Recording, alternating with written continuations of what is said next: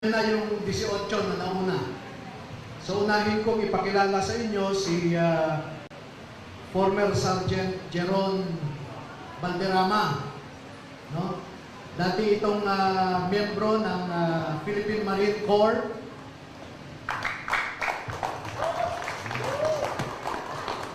Ito ay honorably discharged. Ha? Baka sabihin na naman nila dishonorably discharged. Honorably discharged po ito dahil nagkasakit siya. Nagkasakit siya dahil ilang buwan siyang na-assign sa Mindanao noon. Sa Tipo-Tipo, sa Albarca, hanggang sa Maluso, sa Lantawan. No? At doon siya nakakuha ng kanyang sakit. Inilipad siya sa Viluna. At pagkatapos noon ay pinayuhan siya ng kanyang opisyal na pwede siyang magpa-discharge na lang honorably. At pakinggan po natin ang konting kwento muna niya kasi kakarating lang niya sa Manila kagabi. No? Kakarating lang niya sa Manila kagabi. Hindi pa kami nagkwentuhan ng gusto. Pero fresh from him ay magkwento siya kung ano yung kanyang naranasan noong empleyado siya ni Zaldico. Jeron? Magandang po sa inyong lahat, mga kabayan, may Pilipino. Ako po si Jeron Gabriel Valderrama. Bali po, kamo po siya doon na kagaling po lang namin sa palikadati lang po namin dito sa Manila, galing po ng mga probinsya. Year 2009 po, bali pumasok ako sa Philippine Marine Corps hanggang 2011 po. At doon naman po kay former Congressman ni Zaldico, kay Boss ASC, nakapasok po ako doon ng July 22, 2024 hanggang end of December 2025. Sa loob po ng isang taon at 6 na buwan, ang mga narasan po na mga pag-deliver ng mga mali-malita na sinasabi ng ating mga kasamahan. Unang-una po kay former speaker, yan po sa 14 Nara Street, South Forbes Park po. Bali po, 2 beses po ko dyan nakapag-deliver. Yung unang po, bali 3 po kami sasakyan. Ako po yung security doon sa lead car na driver po doon, si Henry Bobina. Then nakasakit po sa akin yung 2 na sinasabi ng ating mga kasama na sila dyan po Estrada at Martiksay. 3 po kami noon. Ang nilalaman po noon is nasa 30 na maletas na ang mostly po karamihan doon ay 4 large amount po. Then yung sumunod po doon sa nasabi kong lugar, kami lang po ni Martiksay and then si Ranjit Paga, yung driver ko po noon. Bali, ang delivery po namin doon sa 14 na Risnik, hindi po bababa sa 7 na mix na po yun. May small, medium, and large. At sumunod po kay Senator Erwin Tulfo. Dito po sa, nung time na po yun, may meeting po noon si Boss dyan sa may Mari Restaurant, sa may Tomas Morato, Timog, Quezon City. Kami po yung, advance team po. At meron pong meeting sila doon. Nung dumating na po, sina Senator Erwin at si Boss, sila po yung 2 pong sasakyan na parehas elite na white van, mabilis lang po yung transaction na paglilipat ng 2 medium size na maleta. Restricted, po noon ay 40 to 50. Iyon ang laman. Then, ang sumunod po noon na experience ko sa pag-deliver ay doon po kay Comelec Chairman George Garcia. Diyan po sa galing po sila ng Dasyang Tower, no? Then kami, andun kami sa may corner, sa Peria Street, Coron de la Rosa. Bali, ang kasama ko rin po si Martic Sai at si Ranji Paga po ulit. Na ang dala po namin ay yung hand carry na paper, hand carry bag na kulay itim. Kasi andun po ko sa unahan. Ang unang pong lamamig sa amin ay yung driver niya. Then, binuksan ni Martic Sai yung doon sa right slide door. Pinabuksan sa driver ni George Garcia. Then, pagkalagpas po ng mga ilang metro, magkasalubong po sila ni George Garcia. Then, lumapit din po si Chairman George Garcia. Then, binuksan po ulit ni Martic Sai yung sliding door. Then, inabot po yung receiving copy. Yun po nasaksihan ko doon. Then, tinanong ko po si Martic Sai, sabi ko, Boss Mark, magkano po ba yung laman ng handkera na yun? Sabi niya, 10 million daw po. Yun lang po at maraming salamat po. Thank you. Sinong susunod sa mga ano? Oh, ganito ho, no? Kung pwedeng i-clear lang natin yung sa likod kasi yung screen, may mga pictures na ipe-present.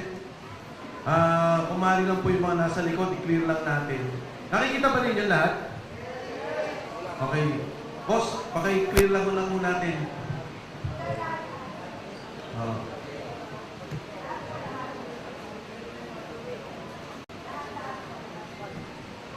Clear lang natin, ha? So, sige. Sino magsasalita susunod? Sige, si Wops.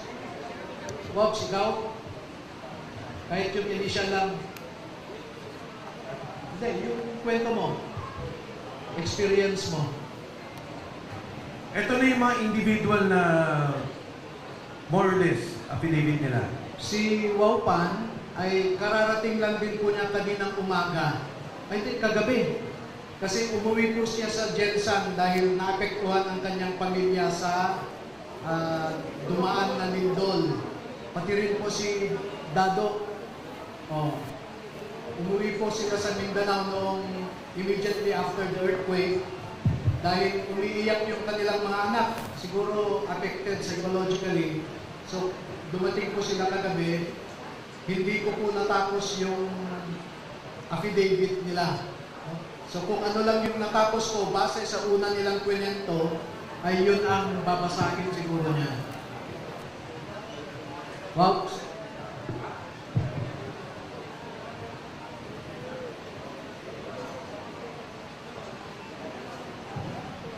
Magandang hapon po sa lahat.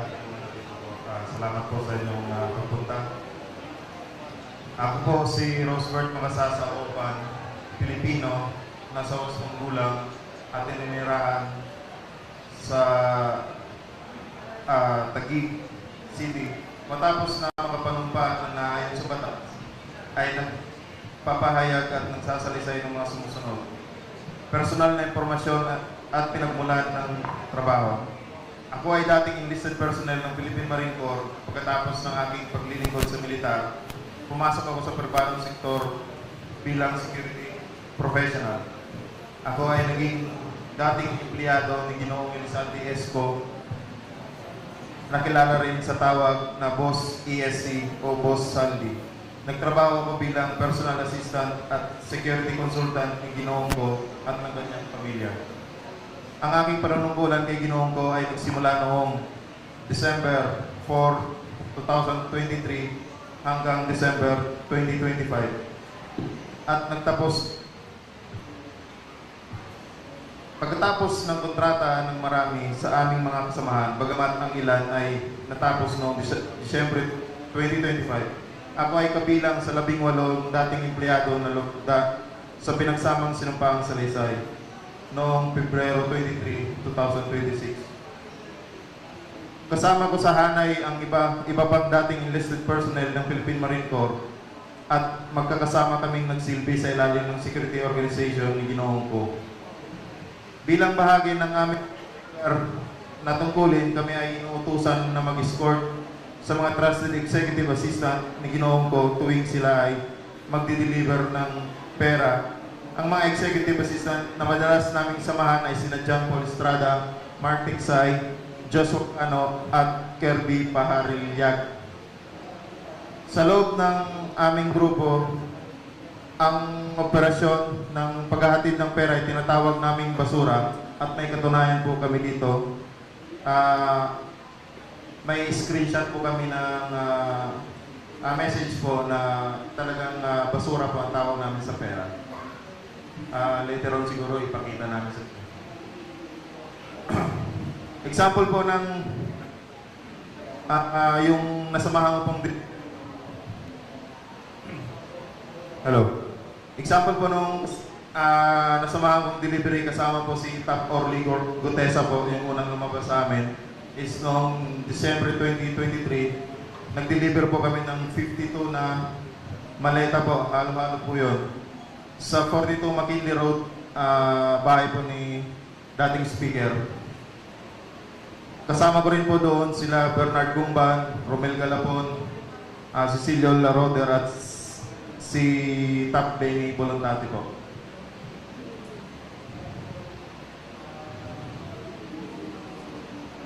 At saka yung isa pang nasaksihan ko po ay yung pagpunta po ni Secretary Amina Pangandaman sa Horizon Ho, na kumuha po siya ng 2 maleta. Inutusan po kami ni John Paul Estrada po, kami dalawa po ni Sarge Tube. Binaba po namin galing sa 56th floor, papuntang basement 2 or 3 po yun.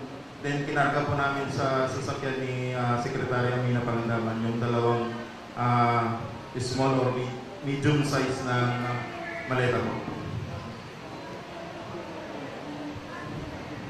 At saka kasama rin po ako sa lakad po ng investigator po ng ICC po nung unang pumunta sila dito noong December 2023. Yun lang po. Maraming salamat po.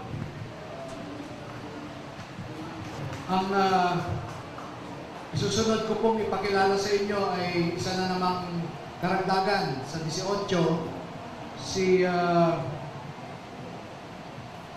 Catrino Ibasco. Siya po ay 15 years sa Philippine Marines. 14 years sa combat duty, 1 year as medic. At nung ibinabalik siya sa combat duty ulit after 15 years, ay pinakiusapan siya ng kanyang asawa at mga anak na kung maaari wag na siyang bumalik sa combat duty. Kaya dineclare po siya na awol at dishonorably discharged siya after 15 years. Dahil po sa pamilya, ang rason niya kaya hindi na bumalik sa serbisyo. Hindi po siya nagnakaw. So, magandang hapon po sa ating lahat. Ako po si Catrino Ibasco. Nakapasok po ako, ay nakapagtrabaho po ako kay dating Congressman Elizalde ko noong 22 July 2024. Bali, ang naging trabaho ko doon ay una po, nakapag-akot po ako ng malitang pera sa Horizon pa po sa 56th floor sa unit po ni Busanli. Nakapag-security escort din po ako sa ICC. At pagkatapos po mula March hanggang August 2025 ay assign po ako sa bahay ni dating Congressman Elizalde ko. At ang trabaho ko po doon ay nagbantay po ako ng mali-malitang pera doon sa bahay niya sa loob ng 6 na buwan po. At ang huling trabaho ko po, pagbalik ko po ng August, may pinatrabaho po sa akin si Sir Dominguez nung pumutok na po yung issue na ito. pinatago po sa akin yung parang equipment po o machine na nakaka-receive po ng text and call na si Boss Aldi lang daw po ang meron noon tsaka si speaker. Bali, tinago ko po yun doon po sa loob ng Camp Paginaldon ng mga ilang araw. Tapos pinalipat po sa akin sa bahay po ni Sir Dominguez sa Fairview po. Yun lamang po. Maraming salamat po. Yung binabanggit po niyang equipment ay mga surveillance equipments po ito, no? Na it is a highly controlled equipment na hindi ka